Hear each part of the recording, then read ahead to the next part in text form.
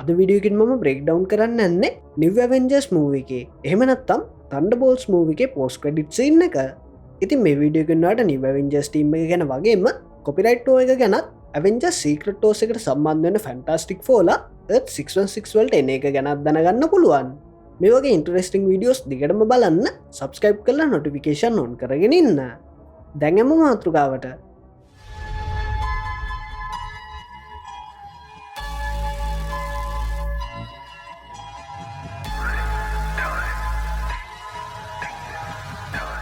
පෝස් credit එක ගැන කතා කරන කලින් අපි මේක ප්ලොට් එක ගැන කෙටියෙන් මතක් කරගෙනමු. කතාවයන්නේ යෙලෙන සියගේ ඩිරෙක්ට වගේම ඔක්ස්කරප් එකේ ලීඩ විදේටන්න වැල් කරගෙන ගිය නීති විරෝධී වගේම අසාර්ථක ප්‍රජෙක්් එකක් වුණු ප්‍රජෙක්් සෙන්ට්‍ර එක සාක්ෂි වහගන්න මිෂන් වලට යන එකත් එක්ක. හැබැ මේ ප්‍රජෙක්් සෙන්ට්‍ර සම්බන්ධයෙන් වැල්ට නීති ඉස්සරහට එන්න වෙන්න නිසා එයා කරන්න ඒවෙද අසාර්ථක වෙලා තිබ ප්‍රජෙක්් සෙන්ට්‍ර එක විනාශ කරලා දාන එක. මොකද මේ වෙදදි කොංග්‍රස්මන් කෙනෙක් විදියට ඉන්න බකි වගේ පවා මේ ගැන තොරතුරු හොයනවා. හැබැ සාක්ෂි විනාශ කරද්දි වැල් මිෂන් වලට අවපය පවා සාක්ෂිකාරයෝ නිසා වැල් කරන්න මෙයාලවත් විනාශ කරන්න ප්ලෑන් කරන එක. මේ කට්ටිය තමයි යෙලෙන USAජන් ටස්මාස්ට සහ ගෝස්ට්. වැල් මේ කට්ටියව එකනකාට විරුද්ධ ෆයිට් කරවල මරන්න හැදුවත් මේගොල්ල ඇත්ත දැනගන්නවාගේම මෙයාලට ප්‍රජෙක්් සෙන්ට්‍ර එක සබ්ජෙක්් එකක් වුණු බොබ්බත් හම්බ වෙනවා. Who are you? I'm Bob. හැබැ මේ වෙද්දි ටස්ක් මාස්ට මැරලයිවරයි. කොහොමනත් බොබ් ඇතුළ මේ කට්ටිය ටීමක් වෙලා මෙතනින් පැනගත්තත් අනිත් අය බේරගන්න බොබ් බහුවෙන නිසා ඔක්ස්කරප් එකේ සෝල්ජස්ල බොබ්ට විඩි තිබ්බම බොබ්ගේ පවස් ඇක්ටිවේට් වෙනවා. ඉතින් වැල් බොබ් නිවියෝක්කොල්ට අරගෙන ගිහින් එයා කළේ ඇවෙන්ජස් ලව රීපලේස් කරන්න තනි හීරෝගෙනෙක්ව හදපු එක කියලා තමයි නස් කරන්න හදන්නේ. මේ අතර යෙලෙන වෝක සහ ගෝස්ට හොයාගෙන රෙඩ් ගාඩියන් යාගේ ලිමෝ එක එනවා වගේම මේකෙති දැනගන්න ලැබෙනවා යෙලෙනගේ පොඩිකාල සොක ටීම් එක නම තන්ඩ බෝල්ස් කියලා. එනිසා එයාල මේ අලුත් ටීම් එකට පාවිච්චි කරන්නෙත් තන්ඩ බෝල්ස් කියන නම. මේගොල්ල යනාතරේ වැල්ගේ ආමියකින් බේරෙන්න්න තන්ඩ බෝල්ස්ලට උදව් කරන්න බකී වුණත් බකීට ඕන වෙනවා මේ ටීම් එක පාවිච්චි කරලා වැල්ට විරුද්ධෝ සාක්ෂි අරගන්න. හැබැයි බකී බොබ් ගැන දැනගත්තම යත් මේ ටීම් එකට එකතු වෙලා බොබ්බ වැල්ගෙන් බේරගන්න ෆෝම ඇවෙන්ජර්ස් ටව එක එහෙමනත්තම් සෙන්ට්‍රගේ වෝච් ටව එකට එනවා. ඒත් වැල් බොබ්බ මැනිපිවිලේට් කරලා යාලවා මේ සාක්ෂිකාරෙන්ව නැති කරන්න හැදුවත් සෙන්ට්‍ර එක කරන්න නැහැ. මොකද එයාලා සෙන්ට්‍රිට ත්‍රෙට් එකක් නොවන නිසා. මේ නිසා වැල් සෙන්ට්‍රිවත් නැති කරන්න හැදුවට අන්තිමට වෙන්නේ බොබ්ගෙන් වොයිඩ් කියන්න ඩාක් කැන්ටිඩ එක මැනිපිවිලේට් වෙලා එයාව පාලනය කරගන්න බැරිවෙන එක. ඉතින් මේ වෙලා වොයිඩ් නිවියෝක් සම්පූර්ණයම වොයිඩ් එකක් කරද්දි නිවියෝකොල්ට උදව් කරන්නේ මේ තන්ඩ බෝල්ස් ටීම් එක. ඒවගේම වොයිඩ් ගැතුලට යන්න තන්ඩ බෝල්ස් ටීම් එක යාලගේ ට්‍රෝමවලට මුහුණ දෙනවාගේම බොබ්ගෙ ට්‍රෝමවලනුත් එයාට බේරිලා වොයිඩ් පරත්දන්න උදව්වෙනවා. මේ සේරම දේවල්ලොලින් පස්සේ අන්තිමටම මෙයාල වැල්ව අල්ලගන්න හදද්දි වැල් මේ කට්ටියව ට්‍රික් කරලා මීඩිය ඉස්සරහ නවස් කරනවා මේ ටීම් එක එයා හදපු නිවවෙන්ජස් ටීම් එක කියලා. මේ නිසා මේ ටීම් එක වැල්ගේ ප්‍රජෙක්් සෙන්ට්‍රිය එක යටගහන් නිවවෙන්ජස් ටීම් එක විදිට ඔපරේට් කරනවා. දැන් අපි බලමු කොමික්වලද නිවවෙන්ජස්ල කියන්න මොකක්ද කියලා. 2005 මවල් කොමික්ස් වලින් ඉන්ට්‍රොඩියුස් කරපු නිවවෙන්ජස් කියන්නේ ඇවෙන්ජස් ලව රීප්ලේස් කරන්නාව ටීම් එකක් නෙවෙයි. මේ වීඩියෝ බලනමට මතක ඇති මම කිව්වා ස්කාලට් විච් ඉන්සේන් වුනාම එයා රියල්ටික් වෙනස් කරලා ඇවෙන්ජස්ල හිබ දෙනෙක්ක මරණවා කියලා. මෙතනදි ජැක් ඇන්ට්මෑන් හෝකයි විෂන් ඇතුළ ඇවෙන්ජස්ල හිබ දෙනෙක්ම මැරණ නිසා ඇවෙන්ජස් ටීම් එක ඩිස්බෑන්ඩ් වෙනවා. මේ කාලෙන් පස්සේ ඉලෙක්ට්‍රෝ සුපහිමන්ලට වෙන්කරපු බන්ධනාගාරයක් වුණු රාෆ්ට එකේ පවග්‍රිඩ් එක ඩිසේබල් කරනවා. මේ නිසා රාෆ්ට එකේ ප්‍රිසන් බ්‍රේක් එකක් වෙනවා. හැබැ මේ වෙදදි ලූකේජ් ජෙසික ජෝන්ස් මැට්මඩොක් වගේම ෆොගිනල්සනුත් මේ බන්ධනාගාර විසිට් එකක තමයි ඉන්නේ. ඒවගේම මේ ප්‍රසන් බ්‍රේක් එක නිසා ස්පයිඩමෑන් කැප්ටන් ඇමරිකා සහ අයින්මෑන් උත්තෙනවා. ඒවගේම යා තමන්ගේ වයිෆ මැරුව කියලා හිතාගෙන ඉන්න සෙන්ට්‍රීත් එයාගේ මිනිස්සුන්ව ආරක්ෂා කරන්න හිතාගන්න රාෆ්ට එක නතර වෙලා ඉන්නේ. ඉතින් මේ කට්ට එකතු වෙලා ප්‍රිසනස්ල 45ක් පැනගන්න එක නැවැත්තුවත් ප්‍රිසනස්ල 42ක් පැනගන්නවා. ඉතින් මේ වගේ වෙලාවක ඇවෙන්ජර්ස්ලගේ අවශ්‍යතාවය දකින කැප් ටෝනියෙක් එකතු වෙලා මේ ප්‍රිසන් බ්‍රේක් එක දුදවකරපු හීරෝස්ල එකතු කරලා ටීම එකක් හදන්න ට්‍රයි කරනවා. හැබැ මෙතනින් ඩෑඩවෙල් ඇවෙන්ජර්ස්ලට එකතු වෙන්න නැහැ. ඒන්සා කැප් මේ ටීම් එකට එකතු කරගන්න ජෙසික ඩරූ එහෙමනත්තම් ස්පයිඩ වූමන් ඒවගේම ටෝනි මේ ටීම් එකට වුල්වරින්වත් ගේනවා. ඉතින් මේ විදිහට හදන නිව් ඇවෙන්ජර්ස් ටීම් එකේ මේන් පර්පස් එක වෙන්නේ රාෆ්ට් එකෙන් පැනපු ප්‍රිසනර්ස්ලා 42 දෙනාව අල්ලගන්න එක.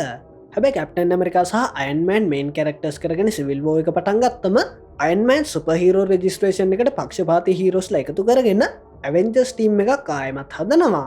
සිවිල් වෝ එකේදී කැප්ගේ ඩෙත් එකත් එක්ක ලූක් කේජ් තමයි නිව් ඇවෙන්ජර්ස් ටීම් එක ලීඩ් කරන්නේ. ඉතින් මේ විදිහට හැදුණු නිව් ඇවෙන්ජර්ස් ටීම් එක එක අවස්ථාවල එක ලීඩර්ස්ලා එක්ක කන්ටිනියු වෙලා යනවා. සිවිල් වෝ එක ටෝනි හදපු ඇවෙන්ජර්ස් ටීම් එකත් කන්ටිනියු වෙනවා. ඒ වගේම මීට අමතරව තවත් ගොඩක් ඇවෙන්ජර්ස් ටීම් මේ කාලෙදී නිර්මාණය වෙනවා.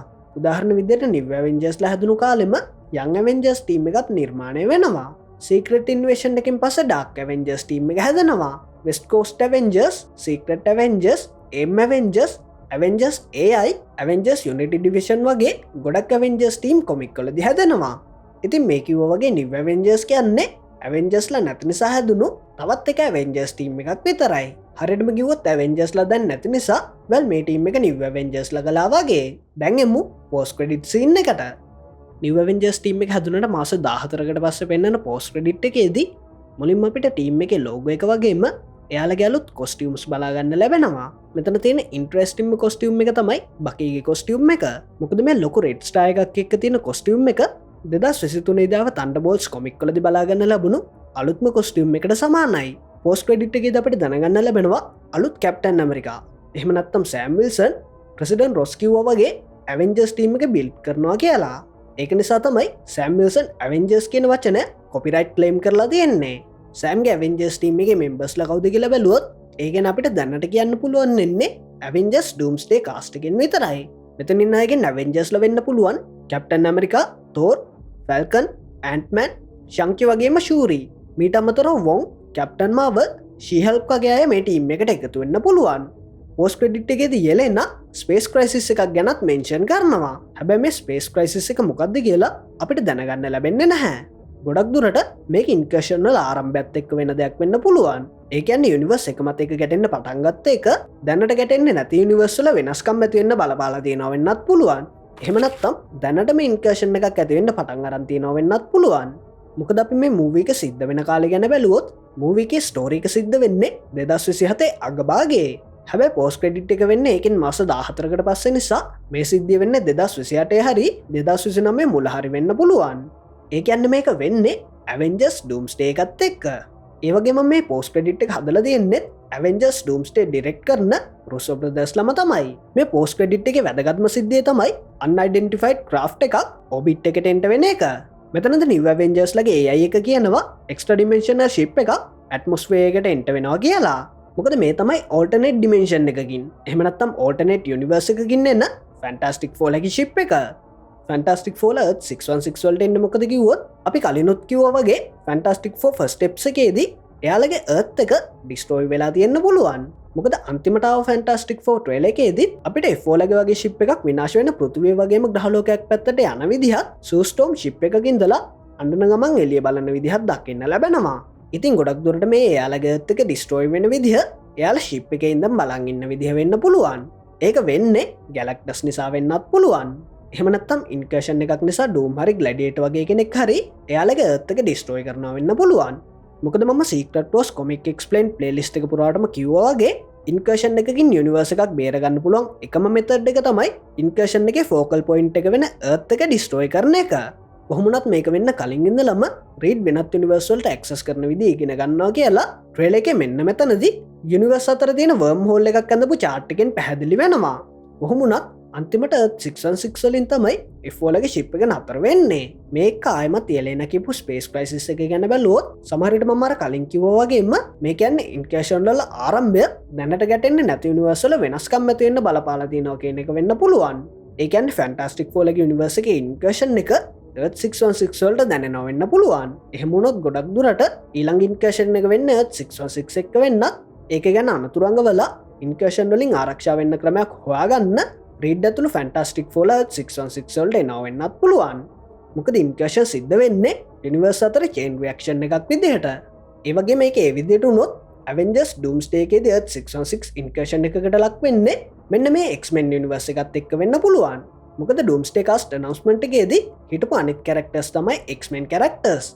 ඉතින් මේ දේවල් තමයි පෝස්ට් ක්‍රෙඩිට් සීන් එක ගැන මට බ්‍රේක් ඩවුන් කරන්න ඕනේ උනේ. ඔයාලට ඇවෙන්ජර්ස් ඩූම්ස්ඩේ ගැන සීක්‍රට් වෝර්ස් ගැන ප්‍රශ්න තියෙනවා නම් වීඩියෝ එකේ එන්ඩ් කාඩ් එකේ තියෙන වීඩියෝස් වල ඒවට උත්තර අනිවාර්යෙන්ම ඇති. මේ වගේ ඉන්ටරෙස්ටිං වීඩියෝස් දිගටම බලන්න සබ්ස්ක්‍රයිබ් කරලා නොටිෆිකේෂන් ඔන් කරගෙන ඉන්න. වීඩියෝ එක ගැන ප්‍රශ්න අදහස් ඔය කමෙන්ට් කරන්න. ඩිස්ක්‍රපෂන් එක ලින්ක් වලින් අප අනි සෝශල් මීඩිය පලටෆෝර්ම් එකත් එකතු වෙන්න. එහෙනම් එක්සල්සිය